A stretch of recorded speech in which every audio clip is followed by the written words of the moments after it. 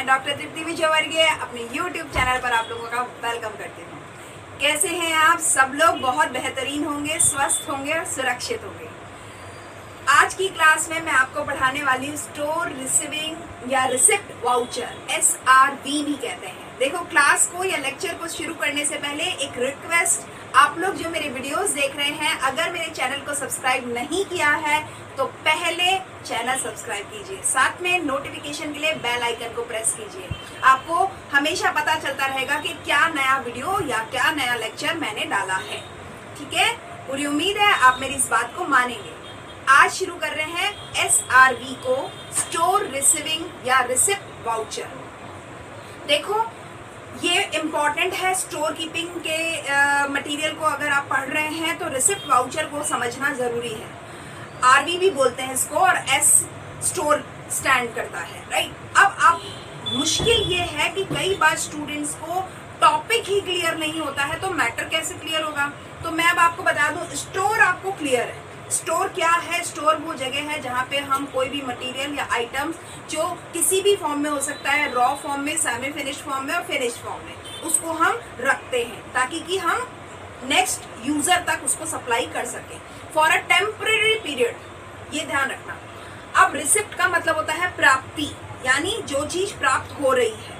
और वाउचर क्या है? अब बहुत इंपॉर्टेंट चीज है, बहुत सारे स्टूडेंट वाउचर नहीं समझते, तो पहले वाउचर समझो। वाउचर क्या है मैंने यहाँ पे बताया।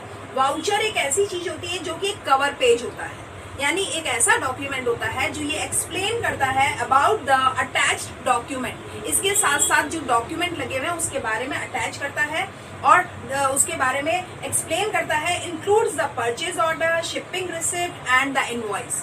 चाहे परचेज ऑर्डर हो, चाहे वो बिल हो, चाहे वो शिपिंग ऑर्डर हो या उसका शिपिंग का जो रिसिप्ट होती है वो, इन सब के साथ में एक वाउचर लगा हुआ होता है। वाउचर में ये बताया जाता है कि ये जो इसके पीछे डॉक्यूमेंट अटैच किए गए हैं उनका एक्सप्लेनेशन क्या है। तो वाउचर एक कवर नोट होता है जो इन सब डॉक्यूमेंट्स को कवर करता हुआ एक सिंगल डॉक्यूमेंट होता है। केवल वाउचर कंप्लीट नहीं होता, वाउचर के साथ में अटैच्ड डॉक्यूमेंट, जिसको हम सपोर्टिव डॉक्यूमेंट कहते हैं, वो भी जरूरी होते हैं। तो इन ऑल ये कह सकते हैं, एक वाउचर भरने के लिए आपको उसके साथ में सपोर्टिव डॉक्यूमेंट भी लगाने चाहिए जो उसके डिटेल को बता रहा हो। क्लियर है? तो वाउचर समझ में आता है। वाउचर एक तरीके का डॉक्यूमेंट हो गया। अब रिसिप्ट वाउचर की अगर बात करें, देखो वाउचर बहुत सारे तरीके के होते हैं, क्योंकि अब मैं अगर वाउचर बहुत सारे तरीके के बताऊंगी तो हमारी ये मेन क्लास रह जाएगी। सिर्फ अभी ये समझ लो, रिसिप्ट वाउचर को समझ रहे हैं, यानी एक स्टोर कीपर उसके पास में जो भी माल आया है उसके बारे में जो एक डॉक्यूमेंट रेडी रखता है या उसका रिकॉर्ड रखता है, वो रिसिप्ट वाउचर कहलाता है। ठीक है। अब one of the types of store records, store में जितने भी रिकॉर्ड्स रखे जाते हैं उन रिकॉर्ड में से एक है स्टोर रिसिप्ट वाउचर। ये एक डॉक्यूमेंट है जो कि रिकॉर्ड्स का एक हिस्सा है। रिकॉर्ड में रिसिप्ट वाउचर के अलावा बहुत सारी चीजें हैं, जैसे आपको याद आ रहा होगा, बिन कार्ड्स है, GRN है, उसके अलावा जो लेजर था जो कि अकाउंट सेक्शन रखता है, ये सारी वो चीजें हैं जो कि रिकॉर्ड्स का काम करते हैं। उन्हीं में से एक डॉक्यूमेंट है SRV। अब बात करते हैं अ receipt of all materials against purchase order. जो परचेज ऑर्डर लगाए गए थे उसके अगेंस्ट में जो आपको रिसीविंग आ रही है वही है रिसिप्ट। वही डॉक्यूमेंट रिसिप्ट का काम करता है, जो ये बताता है आपने इतना सामान इतनी मात्रा में इस कॉस्ट पर मंगवाया था और ये सामान इतनी मात्रा में इतनी कॉस्ट पर आपके सामने पहुंचा दिया गया है। तो अब आप इसको रिसीव करते हो, क्या ये उसी क्वालिटी का है, क्या ये उसी रेट का है, क्या ये उसी सिचुएशन में है, सही वर्किंग कंडीशन में है या नहीं, वो सारी चीजें। तो रिसीविंग बहुत इंपॉर्टेंट चीज होती है। अब आप देखो, इसमें हम बात करेंगे रिसिप्ट सेक्शन। अब रिसिप्ट सेक्शन क्या होता है वो बात को समझो। रिसिप्ट सेक्शन एक तरीके से इस तरह से लोकेटेड होता है, ऐसी सुटेबल प्लेस पे लोकेटेड होता है जहाँ पे जितनी भी इनकमिंग सप्लाईज होती हैं वहाँ उसके साथ में एक अटैचमेंट होता है, ताकि की चीजों को रिसीव किया जा सके, जो मटेरियल आया उसको ओपन किया जा सके, यानी पैकिंग को उसको ओपन किया जा सके, उसको चेक किया जा सके, उसको इंस्पेक्ट किया जा सके, ताकि हम उसको सही टाइम पे स्टोर कर सके या यूज कर सके। यानी बिफोर द स्टोरेज और before the using it can be received, unpacked, checked और इंस्पेक्ट। वो काम करने वाला जो इलाका है उसको हम बोलते हैं स्टोर रिसिप्ट सेक्शन। यानी जो रिसीविंग ले रहा होता है। अब इसके बहुत सारे फंक्शन हो जाते हैं, इसके मैं फंक्शन बता दूं। जैसे अभी भी मैंने बताया, सबसे पहले वो पार्सल को क्लियरली रिसीव करेगा, कंसाइनमेंट हो या कोई दूसरा मटेरियल हो, चाहे वो रेल से आया, रोड से आया हो, सी से आया हो, एयर से आया, पोस्ट से आया हो, कुरियर से आया हो, किसी भी मोड से आया हो, वो उसको रिसीव करेगा। उसके बाद उन मटेरियल को वो चेक करेगा, फिर नोटिफाई करेगा, उनको अरेंज करेगा इंस्पेक्शन के लिए, उनको अनपैक करेगा, चाहे वो कंसाइनमेंट हो, जो भी चीजें आई हैं, आइटम्स आए हैं, उन सबको अनपैक करे जाएगा। फिर उसको सप्लायर को इंटीमेट करेगा कि हमारे को ये एक्सेस हुआ है, इसका इतना शॉर्टेज आया है और इतनी इसमें डैमेज हुई है, या कोई रिजेक्ट हुआ है, या कोई डिफेक्टिव हुआ है, इन सारी चीजों के बारे में इंटीमेसी देगा, यानी उसको सूचना देगा। किसको? सप्लायर को, जिससे आपके पास माल आया है। अगर उस माल में कोई कमी है, कोई वापस दे रहे हो, कोई टूटा हुआ आया है, कोई बात है, या जो भी रिसीव हुआ है उसकी आप एक्नॉलेज करते हो। तो ये सारा काम रिसिप्ट सेक्शन करता है। उसके अलावा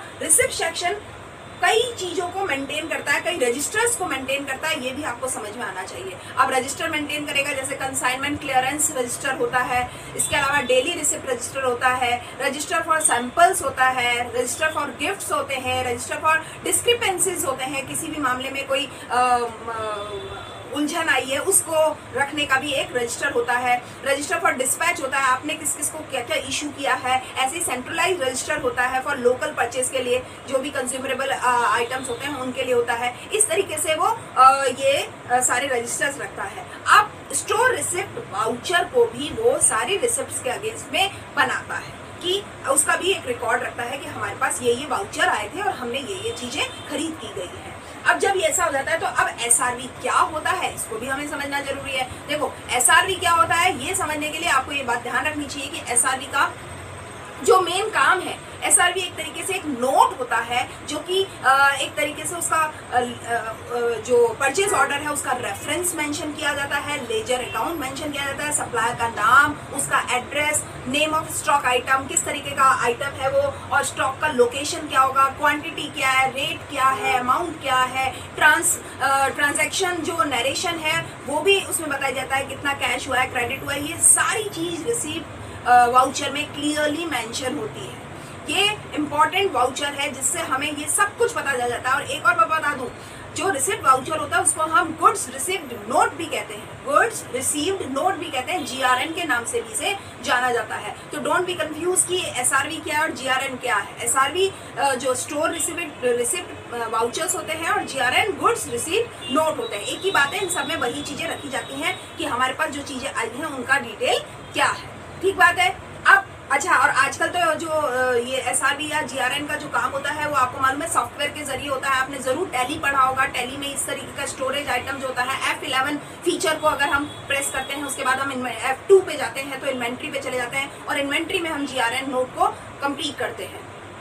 अगर आपने टैली पढ़ा होगा तो आपको ये चीज समझ में आएगी। अब आगे की बात करते हैं, रिसिप्ट के फंक्शन क्या क्या होते हैं। देखो, एक बात याद रखना, जब जो रिसिप्ट सेक्शन है वो जो ये काम करता है रिसीविंग का, उसके फंक्शन की अगर मैं बात करूं तो एक बात रखना हमेशा याद कि ये last step in purchase activity होता है। जब कोई चीज हम खरीदते हैं उस एक्टिविटी का ये लास्ट स्टेप है, लास्ट स्टेप, अंतिम चरण है। और अगर मैं कहूँ कि स्टोर फंक्शन का ये पहला स्टेप है, फिर से सुनना, परचेज एक्टिविटी का ये लास्ट स्टेप होता है क्या, रिसीविंग, और जो हमारा स्टोर जो फंक्शंस होंगे उसका ये पहला स्टेप होता है। स्टोर फंक्शन का पहला स्टेप इसलिए क्योंकि जब आपको चीज आएगी आपके पास तभी तो स्टोर करोगे, और परचेज ऑर्डर का लास्ट स्टेप इसलिए कह रहे हैं क्योंकि हमने जब परचेज ऑर्डर लगाया था उसका अल्टीमेट डेस्टिनेशन क्या होता है कि हमें चीज मिल जाए। जब चीज मिल गई इसका मतलब परचेज एक्टिविटी हो गई खत्म, अब स्टोर फंक्शन शुरू होगा। इसलिए कहते हैं कि रिसिप्ट को हम रिसिप्ट फंक्शन को last step of purchase activity and first link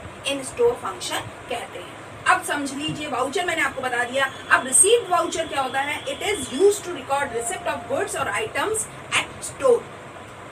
जो भी स्टोर में हमें चीजें मिली हैं उनका पूरा एक रिकॉर्ड रखता है ये, ठीक है। अब ये कैसे रखा जाता है, क्या करता है, इसके बारे में थोड़ा सा और डिटेल में आपको बताती हूँ। तो अब रिसिप्ट वाउचर जो होता है, अगर आपको ये समझ में आ गया कि ये स्टोर फंक्शन का पहला स्टेप है तो हम ये कह सकते हैं, it deals with the function of receiving end physically handling delivered materials and verifying that the deliveries correspond exactly as to the nature and quantity as per specified in purchase order. क्या मतलब हुआ कि purchase order में जो चीज बताई गई थी बिल्कुल उसी अवस्था में हमें ये चीजें प्राप्त हो गई हैं फिजिकली, और हमने इस चीज को प्राप्ति कर ली है। इस चीज को हम एक्नॉलेज करते हैं कि हाँ जी हमारे पास में आ गया। अब क्या होता है, उसके बाद में हम उसका इंस्पेक्शन कर लेंगे, जितनी भी सप्लाई हमारे पास रिसीव हुई है उसको चेक कर लेंगे, और चेक करने के बाद में हम स्टोर में डालेंगे। इसका मतलब ये हो गया एक तरीके से गुड्स इनवार्ड सेक्शन हो गया, ये जिसको हमने रिसीव्ड सेक्शन भी कहा था। ये बात समझ में आ गई। अब आगे बढ़ते हैं। ये कहता है जितनी भी जो गुड्स है या मटेरियल है जो स्टोर में आता है उसके लिए ये कहते हैं बहुत सारे सोर्स हो सकते हैं। इसको क्या कह सकते हैं कि सप्लाई थ्रू रिसीविंग सेक्शन से भी हो सकती है, जिसमें हम कहते हैं गुड्स इनवार्ड नोट रखा जाता है। अभी मैंने आपको बताया था GIN कहते हैं इसको, गुड्स इनवार्ड नोट्स भी होता है। इसके अलावा कई डिपार्टमेंट्स होते हैं जो रिटर्न कर रहे हैं सरप्लस स्टॉक को, वहां से भी स्टोर के पास में रिसीव आती है। ऑब्सोलेट एक स्टॉक होता है, यानी जो आउट ऑफ डेट हो गया, फैशन से बाहर हो गया, उस स्टॉक को भी लेते हैं। अगर कोई मटीरियल है वो रिटर्न नोट पे आया है स्क्रैप के फॉर्म में, उसकी भी रिसीविंग स्टोर करता है। तो स्टोर में केवल सप्लायर के पास चीजें नहीं आती हैं, स्टोर में सप्लायर के पास के अलावा डिपार्टमेंट से जो पहले उन्होंने इश्यू करवा ली थी, अब बच गई है, सरप्लस हो गया तो उनको रिटर्न बैक करते हैं। कोई स्क्रैप हो गया है तो उसको भी डालते हैं, कोई ऑब्सोलेट हो गया है तो उसको भी वापस वो दे देते हैं। तो रिसीविंग में ये सारी चीजें आती हैं। हम जनरली रिसीविंग का मतलब एक ही समझते हैं कि सप्लायर से जो चीज हमने खरीदी है और स्टोर में आई है ताकि कि वो डिपार्टमेंट जो है उसका मैन्युफैक्चरिंग या उसका प्रोसेसिंग करने के लिए यूज करेंगे, केवल यही नहीं होता है। इसके अलावा ये बात कहता है जो ट्रांसफर होकर के कोई चीज आ रही होगी वो भी स्टोर में आती है। कोई इक्विपमेंट है वो मेंटेनेंस के लिए गया है, रिपेयरिंग के लिए गया है, और उसके बाद में वो सही होकर के जब आ रहा है तो उसकी भी रिसीविंग वो लेता है। इसके अलावा कस्टमर ने कोई चीज को रिजेक्ट कर दिया तो भी वो स्टोर में आती है। ऐसे ही आउटसाइड पार्टीज होती है जो सब कॉन्ट्रैक्टेड गुड्स होते हैं, उनकी भी रिसीविंग स्टोर कीपर करता है। तो स्टोर कीपर को इसीलिए बहुत सारे रिकॉर्ड्स मेंटेन करने होते हैं, बहुत सारे रजिस्टर्स मेंटेन करने होते हैं, और इसके इस प्रोसीजर में उसको इसका परफेक्शन होना जरूरी होता है। तो यार यूं कह सकते हैं कि GIN का जो काम करने वाला वो व्यक्ति होता है वो स्टोर के मटेरियल के आने से पहले और मटेरियल के जाने के बाद तक भी काम करता है। यानी आप ये मत समझिए कि मटेरियल आया तभी उसका काम शुरू होगा, मटेरियल आने से पहले भी उसका काम शुरू हो जाता है, मटेरियल के जाने के बाद में भी उसका काम चलता रहता है। तो यहाँ यूं कहते हैं जैसे परचेज ऑर्डर को अगर प्लेस किया तो उसकी एक कॉपी उसके पास स्टोर कीपर के पास होती है ताकि उसे ये पता हो कि क्या चीज के लिए ऑर्डर लगाया गया है, क्योंकि जब सप्लाई आएगी तो उसे मैच भी तो करना होगा ना, टैली भी तो करना होगा। अगर उसके पास एक कॉपी नहीं होगी इस परचेज ऑर्डर की, इसको PO भी बोलते हैं, PO की अगर कॉपी नहीं होगी तो स्टोर कीपर उसको मैच करने में बहुत मुश्किलें आ सकती हैं। अब ये कॉपी से क्या पता चलता है, उस स्टोर इंचार्ज को ये पता चलता है कि उस आइटम का डिस्क्रिप्शन क्या है, उसकी क्वांटिटी क्या है, उसकी क्वालिटी क्या है, ग्रेड क्या है, टाइप क्या है, उसकी डिलीवरी डेट क्या होगी, सप्लायर का नेम क्या होगा, वगैरह वगैरह वगैरह वगैरह वगैरह। बहुत सारी चीजें इसमें इंक्लूड हो जाती है। यानी इस काम में जो ये रिसीविंग सेक्शन में वो बैठ करके काम कर रहा है वो इन सारी परचेज ऑर्डर्स को वो क्लासीफाई कर देता है ताकि कि उसे ये पता चल जाए इस बेस का या इस बैच का ऑर्डर कब आने वाला है, टाइप ऑफ आइटम क्या होने वाला है, सप्लायर कौन होने वाला है, डिलीवरी डेट कब कब आने वाली है। जैसे मान लीजिए कि आज अगर 3 आइटम्स की डिलीवरी होने वाली है तो उसको वो चीज ध्यान रहती है कि आज 3 आइटम आने चाहिए, 4 कैसे आ गए या 2 ही क्यों आए।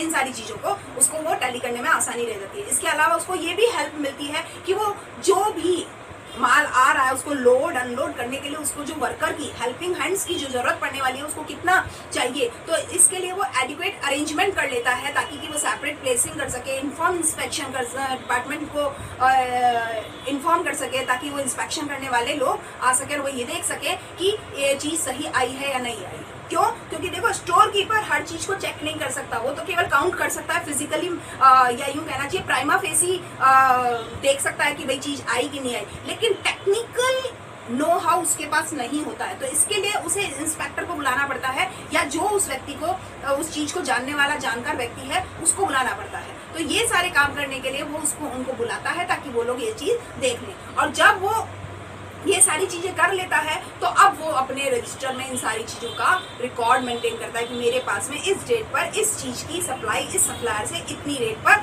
आई। ये सारी चीजों को वो जब कर लेता है, ये कहते हैं हम इसको रिसीव्ड वाउचर, तब तैयार होता है। और इसमें 3 डॉक्यूमेंट लगते हैं, एक तो परचेज ऑर्डर की कॉपी, एक एडवाइस नोट जो कि सप्लायर की तरफ से भेजा जाता है, और एक कंसाइनमेंट नोट जो कि करियर की तरफ से भेजा जाता है, यानी जो सामान लेके आया है वो कंसाइनमेंट, कितना किराया वगैरह है, इसको टैली किया जाना बहुत जरूरी होती है। जब भी रिसीव्ड कंसाइनमेंट आता है उसका ये चीज का टैली होना जरूरी है कि जो किराया बोल रहा है क्या उतना ही लगाया गया है, या जो सप्लायर ने जो चीज दी है क्या हमें उसको उतनी ही मिली है, ये सारी चीजों का हो जाता है। अब जब रिसीव्ड करता है वो सेंट्रलाइज रिसीविंग भी हो सकती है, सेमी सेंट्रलाइज रिसीव्ड भी हो सकती है, और डिसेंट्रलाइज रिसीव्ड भी हो सकती है।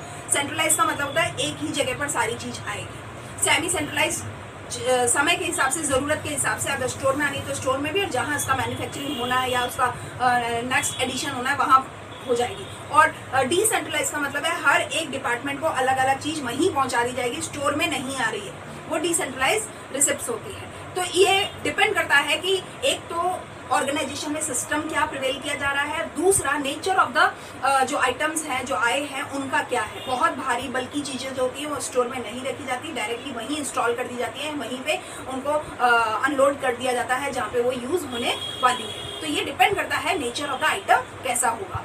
और इस तरीके की जो चीजें होती है ये सारे रिसिप्ट सेक्शन के गो थ्रू होकर के ही जाती है। किसी भी हालत में किसी भी डिपार्टमेंट को, यूजर डिपार्टमेंट जो होता है उसको डायरेक्टली नहीं जा सकती जब तक कि उसकी जो रिसिप्ट सेक्शन है उसकी नजर में से होकर के चीज नहीं जाएगी, उसकी वेरिफिकेशन से चीज नहीं जाएगी, वो कभी भी यूजर डिपार्टमेंट तक पहुंच ही नहीं सकती। तो इस तरीके से ये कहना चाहिए रिसिप्ट इंचार्ज जो होता है वो कंप्लीटली सभी डॉक्यूमेंट्स को होल्ड करता है, चाहे वो गुड्स के डिस्पैच से रिलेटेड हो या उसके रिसिप्ट से रिलेटेड हो, और रिसीव्ड चालान और दूसरे डॉक्यूमेंट जितने भी कैरियर की तरफ से, कंसाइनमेंट की तरफ से, अनलोडिंग के या लोडिंग के जो भी कुछ आए हैं उनको वो अपने फाइलिंग कर लेता है, और उसके बाद में सारी उसकी एप्रोप्रिएट एंट्रीज करता है ताकि डिलीवरी नोट को वो तैयार कर सके और उसकी एक कॉपी उस कैरियर को भी भेज सके, ताकि वो ये पता लगे सप्लायर को कि आपने हमें ये चीज दी थी और हमें ये चीज की प्राप्ति हुई है। ये क्रॉस टैली होना जरूरी होता है। अगर मान लो कि डिलीवरी नोट जो है वो साइन होकर के या विदाउट एनी क्वालिफाइड स्टेटमेंट के चला जाए तो